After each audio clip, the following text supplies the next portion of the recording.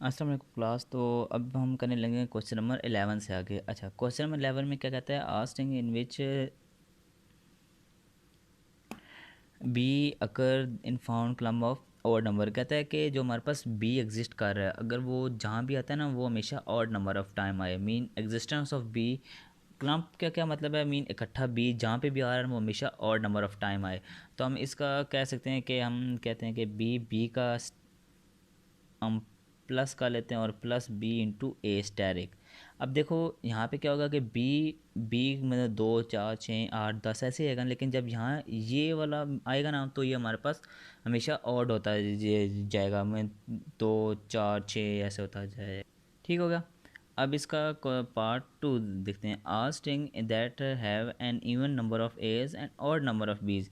कहता है कि ऐसी स्ट्रिंग लिखो जिसमें नंबर ऑफ एज जो है वो इवन होने चाहिए और नंबर ऑफ बीज ऑड होने चाहिए। अगर हम इसमें ए का स्टैरिक, बी बी का हम कर लेते हैं स्टैरिक, और यहाँ पे बी कर लेते हैं। अब देखो हमारे पास जब भी नंबर ऑफ़ बीस इवन होंगे, मतलब 2 4 6, लेकिन ये वाला 20 आज जब मिलेगा तो वो ऑड हो जाएंगे। ठीक है, और ए जो है वो हमेशा 2 4 6 मतलब इवन टाइम्स आएंगे। ठीक है, अब यहाँ पे नल भी आ सकता है हमारे पास, तो अगर हम चाहते हैं कि नल ना आए तो हम यहाँ पे डायरेक्टली इनका प्लस भी ले सकते हैं। ठीक है, डिपेंडिंग अपॉन सिचुएशन के हम अगर नल चाहते हैं तो हम स्टैरिक कर सकते हैं, अगर नहीं नल चाहते तो हम इसको स्टैरिक रिमूव कर सकते हैं। अच्छा, पार्ट थ्री क्या कहता है? A string that have an odd number of A's and odd number of B's. कहता है कि जो हमारे पास नंबर ऑफ एज हैं वो ऑड होने चाहिए और नंबर ऑफ बीज भी ऑड होने चाहिए। तो हमने ऊपर बनाया था जो, हम इसी के अंदर लिटिल बिट चेंज कर लेते हैं। हम कहते हैं कि ए का प्लस और बी का प्लस कर लें। अब यहाँ पे देखो 2 4 6 8 10 हो, लेकिन ये साथ जब मिलेगा तो हमारा एज भी ऑड होते जाएंगे और 20 के साथ जब भी मिलेगा तो हमारा 20 भी ऑड होता जाएगा। ठीक है, अब क्वेश्चन नंबर 12 कहता है late consider the regular expression. हमें कोई रेगुलर एक्सप्रेशन दिया हुआ है, हम उसको लिख लेते हैं ए प्लस बी का।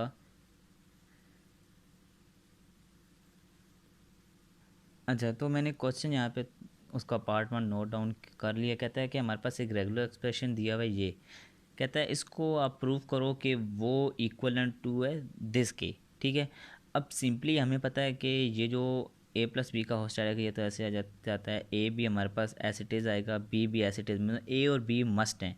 हम कहते हैं अगर ये हम एसिटेज पुट करें, ये भी एसिटेज पुट करें, और ये जो बीच में हमारे पास ए प्लस बी का होस्ट कार है, इसको हम अज्यूम कर लेते हैं ये हमारे पास आ गया नल के। अगर इसकी जगह हम नल पुट करें तो हमारे पास ये इक्वेशन इक्वलेंट हो जाती है ना इसके। That's it, this is the simplest way to define this. कि ये जो इन द मिडल हमारे पास ए प्लस बी का होस्ट डायरेक्ट है, इसको हमने इक्वलेंट किसके कर लिया? नल के। जब इसको नल के इक्वलेंट किया तो हमारे पास ये पूरी इक्वेशन इस इक्वेशन के इक्वलेंट हो गई।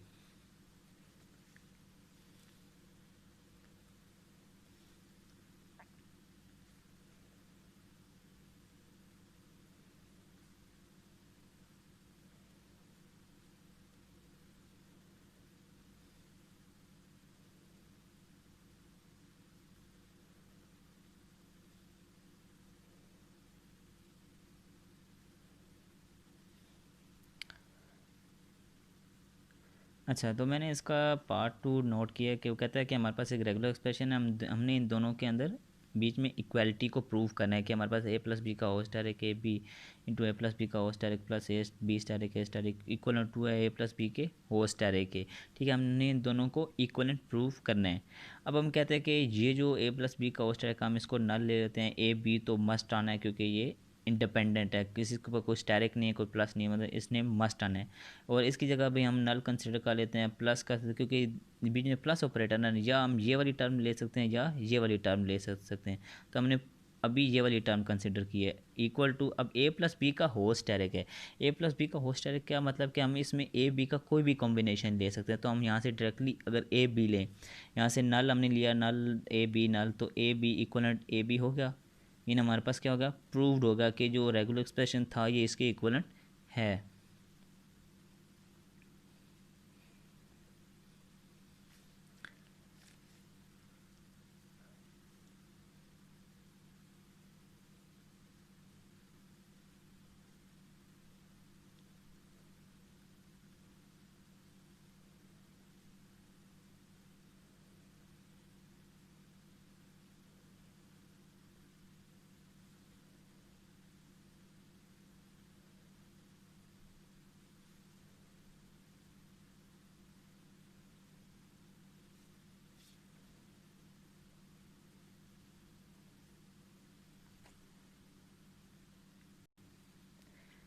अच्छा, तो मैंने यहाँ पे इसकी पूरी टर्म लिख ली है कोई पार्ट 3 की, ठीक है। अब वो कहता है कि यहाँ पे प्लस है तो हम या ये वाली पूरी टर्म ले सकते हैं या ये वाली पूरी टर्म ले सकते हैं, ठीक है। इक्वल लेंथ किसके करना है हमने, ए प्लस बी के होल स्टैरिक के।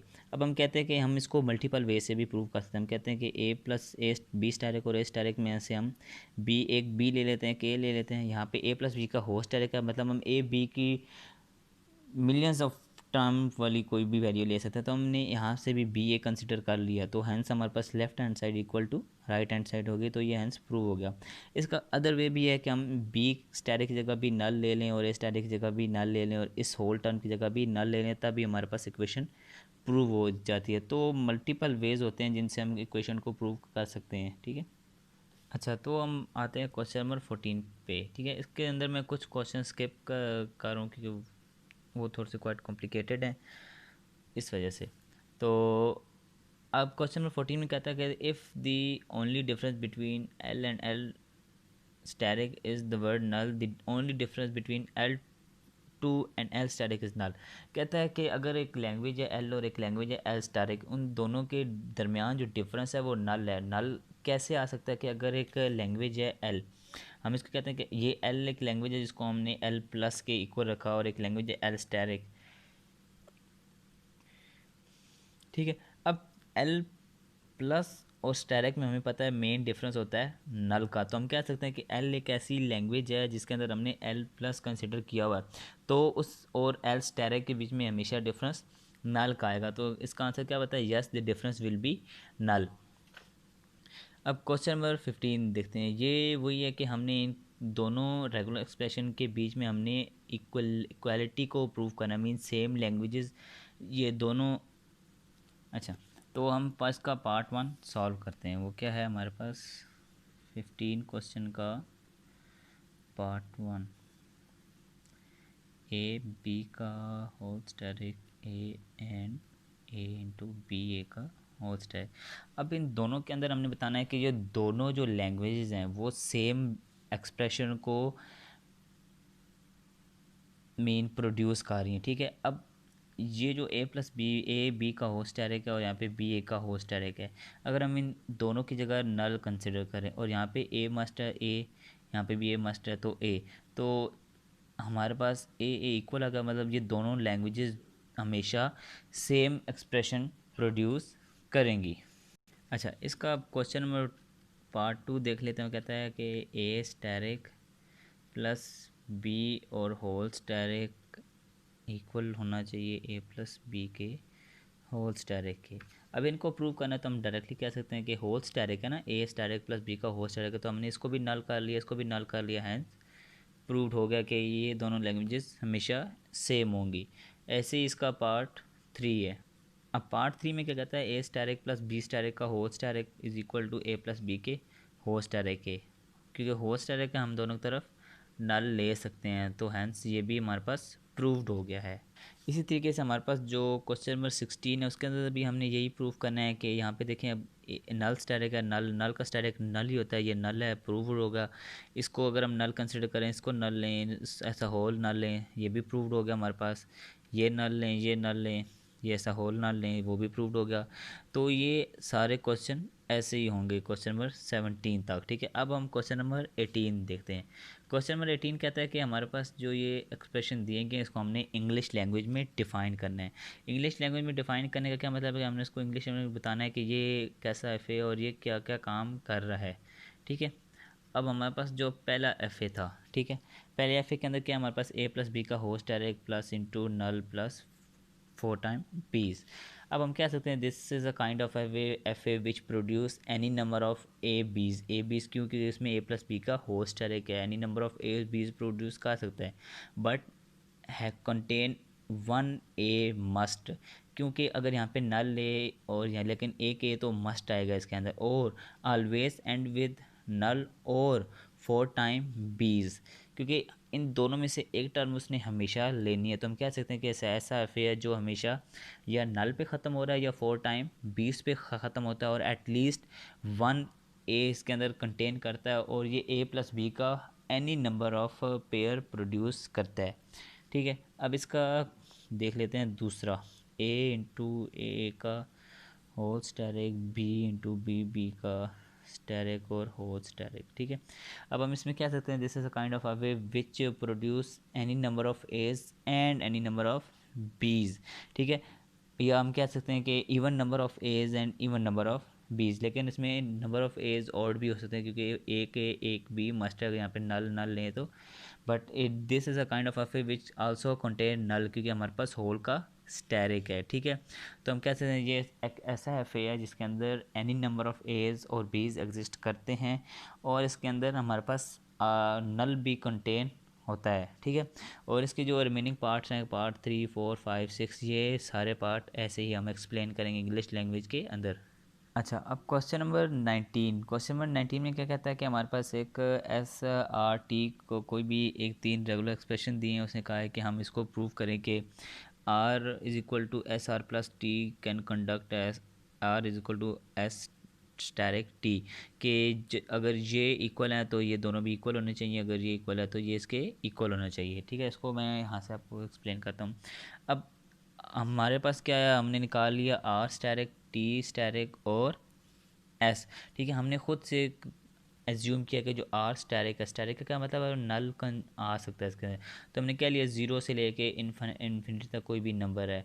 टी स्टैरिक भी हमारे पास ज़ीरो से लेके इन्फिनिटी तक का एस है, एस हमारे पास ज़ीरो से लेके इन्फिनिटी तक जा रहा है, लेकिन इसके अंदर हमारे पास नल कंटेन नहीं कर रहा। तो हमने क्या किया, R is equal to S R plus T और R is equal to S asterisk T, ये हम दो इक्वेशन प्रूव करनी है।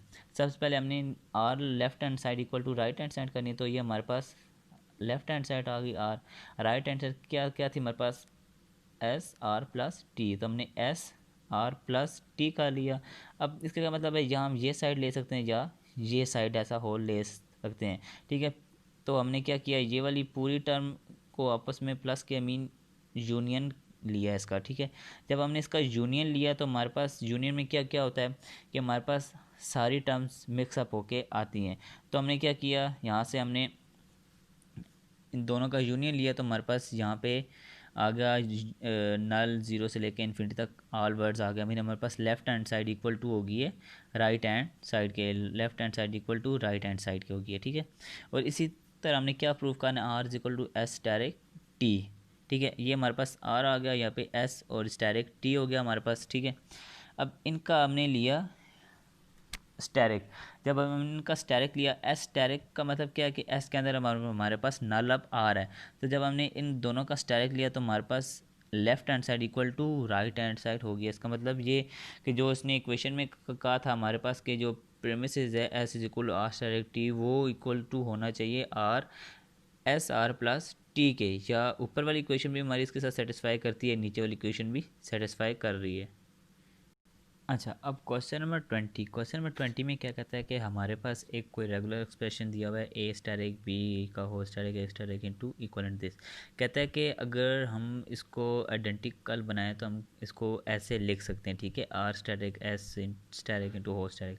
कहता है कि अगर हम एस को रिप्लेस करें ए बी स्टार के और आर को रिप्लेस करें ए प्लस बी बी के, तो ये वैल्यू हमारी रेगुलर एक्सप्रेशन इसके इक्वलेंट बन जाता है, ठीक है। तो क्या होगा अगर हम आर को इसके इक्वलेंट करें और एस के इक्वलेंट इसके करें और अब ये वैल्यूज़ इसके अंदर पुट करें, तो हमारे पास आखिर में जो आइडेंटिकल रेगुलर एक्सप्रेशन बनता है वो क्या बनेगा, तो इसको सॉल्व करते हैं।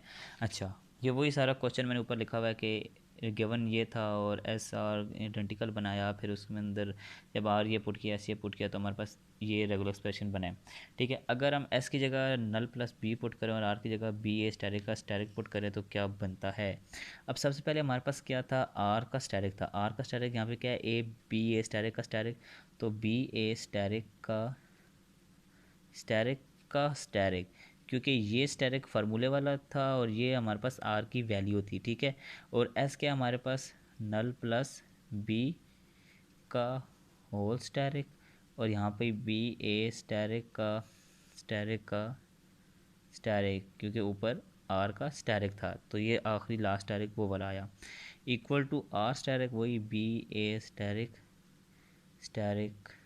स्टैरिक इनटू एस क्या था हमारे पास नल प्लस बी और आर था बी ए स्टेरिक और आर का स्टेरिक था तो यहाँ पे एक स्टेरिक और होल का स्टेरिक था तो यहाँ पे एक स्टेरिक और।